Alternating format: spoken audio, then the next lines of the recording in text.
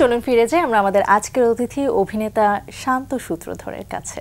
যেমনটা আসলে বলছিলাম, একদমই নতুন করে কাজ শুরু করলেন এবং বলা যায় যে জীবনের প্রথম অন ক্যামেরার সামনে কাজ, এবং সেটাই সবচেয়ে বড় প্রজেক্ট, সিনেমা বা একদমই বিগ স্ক্রিনে প্রথমবারের মতো কাজ। কেমন লাগছে আসলে, অনুভূতিটা একটু শুনতে চাই।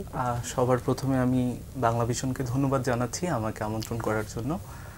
ভালো লাগার জায়গা থেকে হচ্ছে উড়াল মূলত হচ্ছে আমার একটা আবেগের জায়গা, কারণ এটি আমার ফার্স্ট ফিল্ম। তো প্রথম ফিল্ম সবার জীবনে একটি আলাদা দাগ কেটে রাখে, উড়ালও ঠিক তেমনটি। আর উড়াল করতে গিয়ে হচ্ছে যে অনেক কিছু ফেস করতে হয়েছে, আর সবচেয়ে এই জার্নিটাতে আসার পিছনে একটা গল্প বলতে হয়। সেটা হচ্ছে যে উড়াল মূলত যখন আমি পড়াশোনার ক্ষেত্রে তো দেশের বাইরে ছিলাম, তো একদিন মাঝরাতে আমাদের ডিরেক্টর যিনি ছিলেন জোবাইদুর রহমান, তো তার সাথে আমার পূর্ব পরিচিত। সেই সূত্রে হচ্ছে যে তিনি আমাকে মাঝরাতে কল দিয়েছিলেন যে আমরা একটা ফিল্ম বানাচ্ছি, সেখানে তোমাকে আমি একটা লিড ক্যারেক্টারে ভাবছি, তুমি কি প্রস্তুত আছো কি সিনেমাটা করার জন্য। তারপর দেখা গিয়েছে যে আমরা স্ক্রিপ্ট দেখেছি। স্ক্রিপ্ট দেখার পর আমার তো খুব ভালো লেগেছে, কারণ এখানে আমি হয়তো আমার নিজস্ব অভিনয়ের ব্যক্তিটা দেখাতে পারবো, নিজেকে প্রকাশ করতে পারবো। তারপর থেকে শুরু হলো জার্নি। আমি ভাইকে বললাম আমি অবশ্যই রাজি আছি। তারপর জোবাইদুর ভাই আমাকে মেন্টর করলো। তার মেন্টরিংয়ের সকল জায়গা থেকে প্রতিনিয়ত আমাকে তিনি নিজস্ব জায়গা থেকে ক্যারেক্টার অ্যানালাইসিস হতে শুরু করে সব কিছু চেষ্টা করেছে। ইভেন সর্বোপরি এখন তো আমরা হলে চলছে, আপনারা জানেন, তো দর্শকের খুব ভালোবাসা পাচ্ছি। ইভেন এটা আমার জন্য বিশাল অ্যাচিভমেন্ট। এটাই আমি আসলে জানতে চাচ্ছিলাম যে নিজে কেমন এনজয় করছেন, জীবনের প্রথম কাজ, তাও সিনেমা দিয়ে যাত্রাটা শুরু হলো। মানে নিজের ভিতরের অনুভূতিটা, বা এই যে হলে যাচ্ছেন আপনারা, হল ভিজিটে যাচ্ছেন, অডিয়েন্স এসে কথা বলছে, ছবি তুলছে, নিজেকে দেখতে পাচ্ছেন সিনেপ্লেক্সের পর্দায়, এই জিনিসটা কেমনভাবে অনুভব করছেন, এনজয় করছেন? সত্যি বলতে সেরকমভাবে কখনো ভাবিনি। দীর্ঘ বহু বছর যাবত থিয়েটার করেছি আমরা। থিয়েটার করার পর একটা সময় ট্রমায় চলে গেছি যে আসলে কি করব, ফিউচারে কি হবে। তো সেই জায়গায় উড়াল আমাকে একটা আলাদা স্থান দিয়েছে। ইভেন আমাদের উড়াল হচ্ছে এমন একটা জায়গা করে নিয়েছে দর্শকের মধ্যে। আপনি রিসেন্টলি দেখতে পাবেন, হয়তোবা সোশ্যাল মিডিয়াতে খুব গিয়েছে, দর্শক এতটা নিজের সাথে উড়ালকে কানেক্ট করতে পেরেছে যে শেষে এতটা আবেগপ্রবণ হয়ে গিয়েছে যে সে কান্নাই করে ফেলেছে আমাদেরকে ধরে। সো উড়ালটা মূলত 90 দশকের প্রেক্ষাপটে তৈরি। আমাদের সিনেমা বন্ধুত্বের প্রেম সংগ্রাম, এবং শেষে দিয়ে একটা ট্র্যাজেডিক মুহূর্ত তৈরি হয় উড়ালে। আর সত্যজিৎ রায় একটা কথা বলেছিলেন যে একটি ফিল্ম তখনই পূর্ণতা পায় যখন তার মধ্যে সেই শিল্পের সমস্ত রস দর্শককে কানেক্ট করতে পারে। আবার সেমভাবে মৃণাল সেনও একটি কথা বলেছে, বিখ্যাত পরিচালক, যে একটা ফিল্ম তখনই সম্পূর্ণ হয় যখন সেই ফিল্ম দর্শককে প্রশ্ন তোলে এবং দর্শকের মধ্যে একটা গভীরত্ব প্রকাশ পায়, একটা আলোড়ন সৃষ্টি করে। সেই জায়গায় উড়াল কিন্তু সেটা পেরেছে, হয়তোবা বাকিটা দর্শক ভালো বলবে, কিন্তু আমরা যতটুকু সিনেমা হল ভিজিট করে দেখতে পাচ্ছি যে দর্শক ব্যাপক সাড়া পাচ্ছে। ইভেন সোশ্যাল মিডিয়াতে খুব উড়াল নিয়ে খুবই কথা হচ্ছে এখন। তো সেই জায়গায় দাঁড়িয়ে আমি খুব প্রাউড ফিল করছি।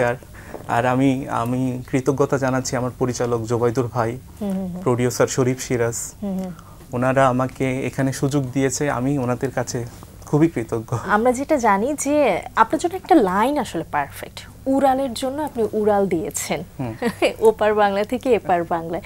ওপার বাংলায় প্রায় বলা যায় যে 4 থেকে 5 বছর ধরে আছেন, সেখানে সংস্কৃতির মধ্যেই এখন চলছেন, বা আপনার কথার মধ্যে বলছিলেন যে সেই ভাষাটাও চলে আসছে, সেই বাংলা ভাষা। সেই উড়াল দেওয়ার জার্নিটা একটু শুনতে চাই, যে কবে থেকে আপনাদের শুটিং শুরু হলো, কোথায় ছিল, এত বড় প্ল্যাটফর্মে এর আগে তো শুটিং হয়নি, কেমন ছিল আসলে সেই অভিজ্ঞতাটা? ক্যামেরার সামনে কখনো সেরকম ভাবে, আমরা তো মঞ্চে অভিনয় করি, মঞ্চে যেভাবে দেখা যায় একটা দর্শককে আমরা প্রত্যক্ষভাবে কানেক্ট করতে পারি। আমরা যখন অভিনয় করি দর্শককে নিজের সাথে পূর্ববর্তী সময় যতক্ষণ পর্যন্ত তারা স্টেজের আমাদের অভিনয় দেখে, তখন আমরা ইজিলি তাদেরকে কানেক্ট করার চেষ্টা করি। কিন্তু ক্যামেরার ক্ষেত্রে সেটা হয়তোবা একটু কষ্ট হয়ে যায়। কিন্তু আমরা হয়তোবা উড়াল টিম সবাই তার নিজস্ব জায়গা থেকে সর্বাত্মকভাবে চেষ্টা করেছে। ইভেন আমরা হয়তোবা দর্শককে পরোক্ষভাবে কানেক্ট করতে পেরেছি। সেই জায়গায় আমরা দেখছি যে আমরা যতগুলো সিনেমা হল এখন পর্যন্ত ভিজিট করেছি, সিনেপ্লেক্স, ব্লকবাস্টার, তো সেখানে দেখলাম একটা ফিল্ম তখনই পূর্ণতা পায় হয়তো, বা আমরা দেখতে পেলাম, আমরা দর্শকের সাথে সিনেমা বসে দেখেছি, একটা দর্শক কিন্তু সিনেমা থেকে বোর হয়ে বের হয়নি না। তো সেই জায়গায় দাঁড়িয়ে আমরা খুব প্রাউড ফিল করি আমাদেরকে। আর হচ্ছে শুটিং এর ব্যাপার আপনি হয়তো বা জানেন, আমাদের উত্তরবঙ্গে শুটিং হয়েছে, সেখানে দিনাজপুর, রংপুর, নীলফামারী, সৈয়দপুর, তো সেখানে এক একটা কালচারের আমরা ভাষাটা আয়ত্ত করতে একটু কষ্ট হয়েছে, সেখানকার কালচারটা খুব ভিন্ন। তো প্রতিটা কালচারে যখন আমরা এক্সপ্লোর করি তখন আমরা আরো শিখি, জানি। তো শুটিং এর পরিবেশ মূলত ভালোই, আমরা ডিরেক্টর থেকে প্রতিনিয়ত শিখেছি, কারণ আমাদের ডিরেক্টর জোবাইদুর রহমান তিনিও একজন মূলত অভিনেতা, সেই জায়গায় আমাদের প্রোডিউসারও একজন অভিনেতা, সেই জায়গায় দাঁড়িয়ে আমাদেরকে খুব ইজি হয়েছে যে প্রতিটা চরিত্র তাদের বুঝতে সুবিধা হয়েছে। ইভেন তারা অন স্পট, আমাদের প্রোডিউসারও অন স্পট ছিলেন, ইভেন আমাদের চিত্রনাট্যকার যিনি আছেন তিনি হচ্ছে সম্রাট প্রামাণিক, তিনিও ছিলেন, তিনি জগন্নাথ ইউনিভার্সিটির টিচার, নাট্যকলার। সো আমরা হয়তোবা কোনো অপূর্ণতা ফিল করিনি উড়ালের টিমে, আমরা পিকনিক ওয়াইজ একটা টিম ছিলাম আর কি। আপনার সহশিল্পী যারা ছিলেন প্রত্যেকেই নতুন ছিলেন, মানে এই সিনেমা দিয়ে প্রত্যেকেরই সিনেমাতে অভিষেক হয়েছে, তাদের সম্পর্কে একটু শুনতে চাই যে কেমন ছিল তাদের সঙ্গে কাজের অভিজ্ঞতা। আমাদের মূলত 3 বন্ধুকে নিয়ে সিনেমাটা। 3 বন্ধুর মধ্যে একজন হচ্ছে সোহেল তৌফিক, সেও একজন ভালো অভিনেতা, সেও নাটক নিয়ে পড়াশোনা করেছে রাজশাহী ইউনিভার্সিটি থেকে। আরেকজন ছিলেন মাহফুজ মুন্না, তিনিও আরণ্যক নাট্যদল, খুব জনপ্রিয় একটি নাট্যদল, সেখানে কাজ করছে। আমরা মূলত 3 বন্ধু সেই শুটিং এর পর থেকে এখন অবধি বেস্ট ফ্রেন্ড হয়ে গেছি। আমরা প্রতিনিয়ত এখন আড্ডা দিচ্ছি, গল্প করছি। আমরা মনে করিনি যে আমার দেখা গিয়েছে যে আপনার ওই 2 জন যারা আছেন তারা আমার সিনিয়র, কিন্তু শুটিংয়ে আমাদের কোনো সেরকম, আমি ফার্স্ট দিন গিয়ে বলছি হ্যাঁ মুন্না ভাই, সোহেল ভাই, আরে মুন্না ভাই, সোহেল ভাই কি নাম ধরে ডাক। এটা হচ্ছে যে ক্যারেক্টারের সাথে আমাদের প্রবেশ করতে ইজি হওয়ার কারণে তারা আমাদের সাথে এতটা কানেক্ট হয়েছে, আর তারা খুবই কোঅপারেটিভ পারসন ছিলেন। সো তাদের থেকেও শিখেছি। আবার কাব্যকথা ছিল, সে নায়িকার চরিত্র অভিনয় করেছে। সবাই মিলে আমরা একটা দুর্দান্তভাবে কাজ করার চেষ্টা করেছি, খুব এনজয় করেছি শুটিংয়ে, যেহেতু আমার ফার্স্ট শুটিং ছিল। সো সব মিলিয়ে ভালোই লেগেছে। দারুণ। আপনার চরিত্রটা সম্পর্কে যদি একটু শুনতে চাই। আমার চরিত্র মূলত হচ্ছে বাচ্চু মূলত একজন সাইকেল মেকার। আচ্ছা। তো সাইকেল মেকারিং করতে গিয়ে তার অনেক সমস্যার সম্মুখীন হতে হয়। যেমন ধরা যায় যে আমার সাইকেল মেকানিকের যে দোকানটা ছিল সেটা হচ্ছে যে একটি গার্লস স্কুলের পাশে। আচ্ছা। তো সেখানকার প্রতিনিয়ত দেখা যায় সেখানকার প্রতিটি গার্লস স্কুলের মেয়েরা আমার দোকানে সাইকেল ঠিক করতে আসে, সেখানে একটা কমেডি ব্যাপার হয়। এই ফিল্মটাকে প্রথম দিক দিয়ে আমি পুরো সিনেমাটাকে ধরে রেখেছি, হয়তো বা দর্শক যেভাবে আমাকে এনজয় করেছে, শেষ মুহূর্তে দর্শক আবার আমাকে মিস করেছে। কারণ শেষ মুহূর্তে, পুরোটা বলতে চাই না, বাট শেষ মুহূর্তে দেখা গিয়েছে যে এই সিনেমাতে আমি এমন একটা আক্ষেপ তৈরি হয় আমার মধ্যে যে আমি সিনেমা থেকে বের হইনি, বাট আমি সিনেমার দৃশ্যে আমি আমার অঞ্চল থেকে আলাদা অঞ্চলে চলে যাই।